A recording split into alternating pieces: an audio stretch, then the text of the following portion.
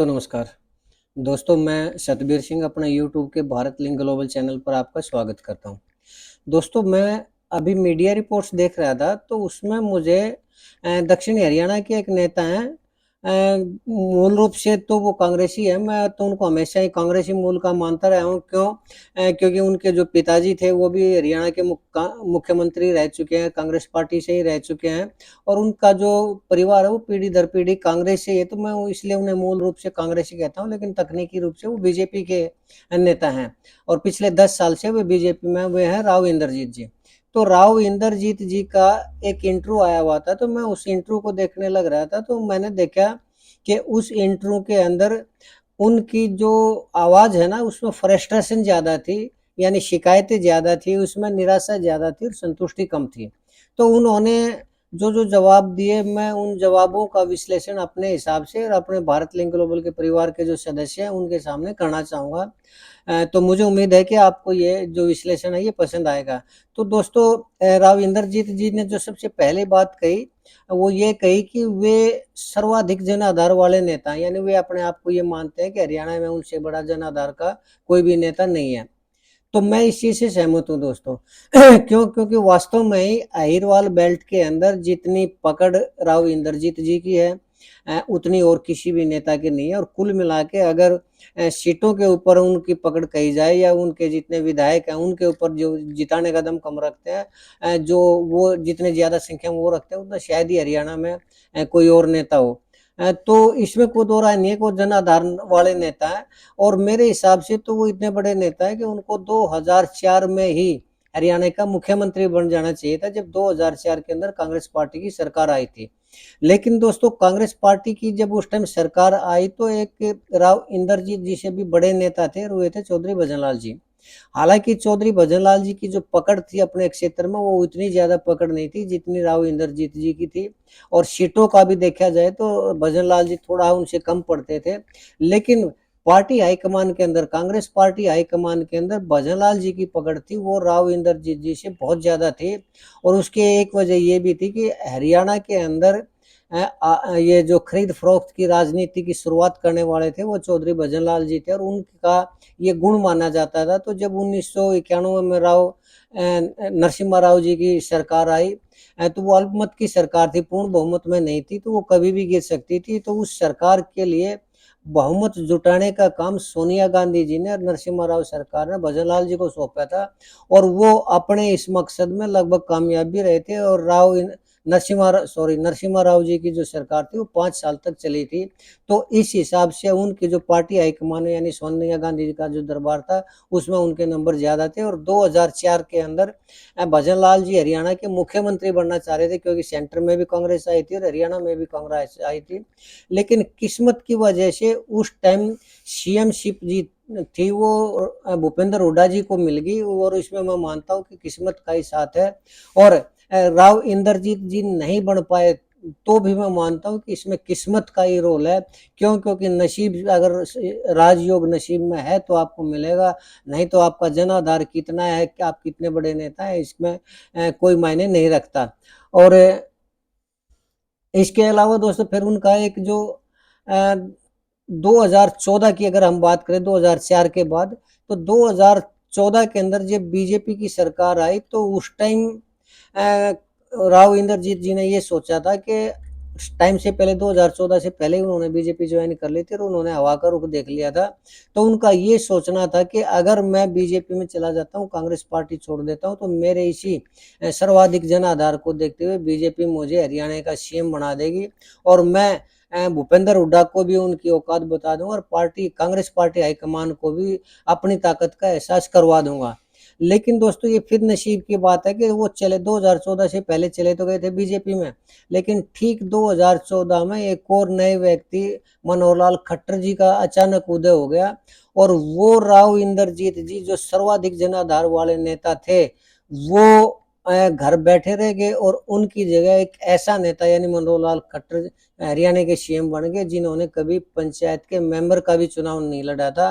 वो किस लिए बन गए कि जो प्रधानमंत्री नरेंद्र मोदी जी थे उनके साथ तो उनकी निकटता थी। उनके किस्मत में भी राजयोग लिखा हुआ था, तो एक बार नहीं 2 बार हरियाणा के मुख्यमंत्री बने और नए उनका जनाधार नया होते हुए भी 2 बार बने। तो ये सब किस्मत की बात है, तो इसमें निराश नहीं होना चाहिए राव इंद्रजीत जी को कि मैं सर्वाधिक जनाधार वाला नेता हूँ और फिर भी नहीं बन पाया। तो एक और सवाल के जवाब में उन्होंने कहा दोस्तों राव इंद्रजीत जी ने कि जो मेरे से जूनियर थे वो तो मेरे बराबर के मंत्री बन गए और जो मेरे बराबर के थे वे बीजेपी में मेरे से सीनियर मंत्री बन गए, जो कि अनुचित है। तो इसके लिए मैं कहना चाहूंगा दोस्तों कि राजनीति सिर्फ संबंधों का खेल है, जूनियर सीनियर का इसमें खेल है ही नहीं किसी भी तरह का। जिसके जितने ज्यादा बड़े संबंध है उतना ही बड़ा वो आदमी पद हासिल करने में सक्षम होता है और वह पद हासिल कर भी लेता है। तो जो उनके जूनियर थे या जो बराबर के थे उनके संबंध इतने उन्होंने अपने संबंध इतने डेवलप कर लिए थे, राव इंद्रजीत जी नहीं कर पाए तो वो रह गए और जो उनके जूनियर थे वो उनसे आगे निकल गए। तो ये भी एक किस्मत की बात है, इसमें भी उनको किसी तरह का की शिकायत नहीं होनी चाहिए। अच्छा, फिर उन्होंने एक जवाब और दिया है कि नायब सैनी जी हैं वो भले ही मुख्यमंत्री हों लेकिन वास्तव में जो चलती है वो मनोहर लाल खट्टर जी की चलती है और नायब सैनी जी नाम मात्र के सीएम है। तो इसके जवाब में मैं कहना चाहूंगा दोस्तों कि ये अंडरस्टैंडिंग है नायब सैनी जी की और मनोहर लाल खट्टर जी की। इसमें राव इंद्रजीत जी को बीच में न तो वे आ सकते हैं और न आना चाहिए। क्यों? क्योंकि हर कोई अपने बॉस की अपने नेता की कदर करता है, उसका सम्मान करता है और नायब सिंह सैनी जी ने तो कभी सोचा भी नहीं था कि वो राजनीति में कभी आएंगे। उनको राजनीति में लाने वाले भी मनोहर लाल खट्टर जी थे, उनको टिकट देने वाले भी मनोहर लाल खट्टर जी थे और उनको मुख्यमंत्री बनाने वाले भी मनोहर लाल खट्टर जी थे। तो एक आदमी जिसने कभी राजनीति के सपने ही नहीं लिए थे, जो जिसकी कल्पना में भी नहीं थी कि वो कभी टिकट भी हासिल कर लेगा, उनको अगर एक आदमी इतने बड़े मुकाम तक लेके जाता है और उनका गॉड फादर बनता है तो ये नायब सिंह सैनी जी की भलमनसा आता है, उनके संस्कार हैं कि वो अपने गॉड फादर को इतनी अहमियत देते हैं कि उनके हर आदेश को एक तरह से भगवान का आदेश मानते हैं। तो ये अंडरस्टैंडिंग है, ये नायब सिंह सैनी जी की है और मनोहर लाल खट्टर जी की भी। इसमें इन राव इंद्रजीत जी को शिकायत करने का मेरे हिसाब से कोई आधार नहीं है और न ही उसकी कोई वैल्यू है दोस्तों। तो खैर चलिए, तो उन्होंने कहा कि मुझे अपने जीवन से एक शिकायत रहेगी कि न तो मैं सीएम बन पाया और न कैबिनेट मंत्री बन पाया। तो और जबकि मैं नेता इतना बड़ा था, आधार मेरा इतना था आके मैं सीएम भी बन सकता था और अगर केंद्र में जाता तो मैं कैबिनेट मंत्री भी बन सकता था। तो इसके लिए मैं ये कहना चाहूंगा दोस्तों कि नायब सिंह सैनी सॉरी राव इंद्रजीत जी कांग्रेस को छोड़ के खुद बीजेपी के अंदर गए थे, बीजेपी ने उनको नहीं बुलाया था। और एक हरियाणा में एक कहावत है कि छोड़ पड़ा पत्थर भारा होया करे, यानी होता है। इसका तात्पर्य ये है कि जो आदमी जिस जगह पर जितना ज्यादा पुराना होता है उसकी उतनी ही ज्यादा वैल्यू होती है। अगर राव इंद्रजीत जी कांग्रेस में ही रहते तो अब 2024 के इलेक्शन में कांग्रेस की सरकार भी आती और मुख्यमंत्री थे मेरे हिसाब से तो राव इंद्रजीत जी ही बनते। क्यों? क्योंकि भूपेंद्र हुड्डा के खिलाफ जिस तरह उन्हीं की पार्टी के नेता हैं तो उसमें राव इंद्रजीत जी को किसी तरह का कोई विरोध का सामना नहीं करना पड़ता। तो बीजेपी को कांग्रेस को छोड़ के तो वो गए थे। विश्वासघात राव इंद्रजीत जी ने कांग्रेस के साथ किया था, तो बीजेपी ने राव इंद्रजीत जी के साथ विश्वासघात कर दिया। तो इसमें क्या प्रॉब्लम है? जैसा उन्होंने किया वैसा उनके साथ हुआ। तो चाहे वो कैबिनेट मंत्री का दर्जा रखने की हैसियत रखते हो या सीएम बनने का रखते हो, तो ये तो बीजेपी ने सोचना था, बीजेपी हाईकमान ने सोचना था। उनको नहीं बनाया तो नहीं बनाया। तो इसमें इसमें फ्रस्ट्रेशन वाली या इसमें शिकायत वाली तो कोई बात ही नहीं है दोस्तों।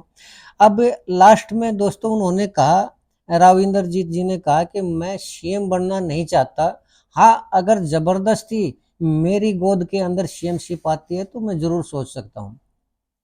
तो इसके लिए दोस्तों मैं एक चीज कहना चाहूंगा कि राव इंद्रजीत जी अंगूर खट्टे हैं।